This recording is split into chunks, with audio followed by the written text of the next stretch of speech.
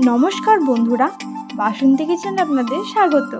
আজকে আমরা তৈরি করব পটল দিয়ে পাবদা মাছের মাখা মাখা তরকারি। চলো রেসিপিটা দেখে নেই। প্রথমে কড়াইতে তেল দিয়ে দিচ্ছি। ওইদিকে ভালো করে ধুয়ে রাখা মাছে হলুদ ও নুন দিয়ে মেখে নিচ্ছি। মাছটা মাখা হয়ে গেছে, এখন মাছগুলো দিয়ে দিচ্ছি। মাছগুলোকে ঢেকে দিচ্ছি, না হলে ফুটবে।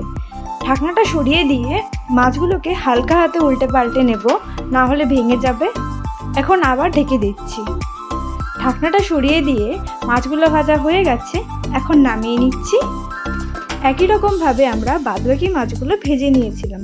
ওই কড়াইতে আগে থেকে নুন হলুদ দিয়ে মাখা পটলগুলো দিয়ে ভেজে নিচ্ছি। পটলগুলোকেও আমরা লাল লাল করে ভেজে নেব।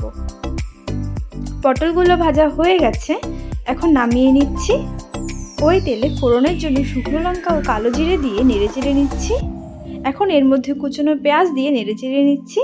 পেঁয়াজটাকে হালকাভাবে ভেজে নেব। এখন এর মধ্যে তিল ও মগজ বাটা, পেঁয়াজ বাটা, লঙ্কা ও জিরে বাটা দিয়ে সামান্য কাশ্মীরি লঙ্কার গুঁড়ো, হলুদ ও স্বাদ মতো নুন দিয়ে কাঁচা লঙ্কা দিয়ে সামান্য জল দিয়ে নেড়েচেড়ে নিচ্ছি।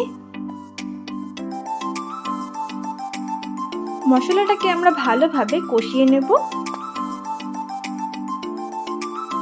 কষানো হয়ে গেছে, এখন সামান্য জল দিয়ে নেড়েচেড়ে নিচ্ছি। এখন এর মধ্যে ভেজে রাখা পটলগুলো দিয়ে আবার নেড়েচেড়ে নিচ্ছি।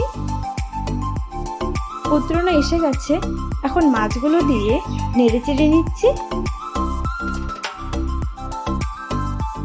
হয়ে গেছে, এখন নামিয়ে নিচ্ছি।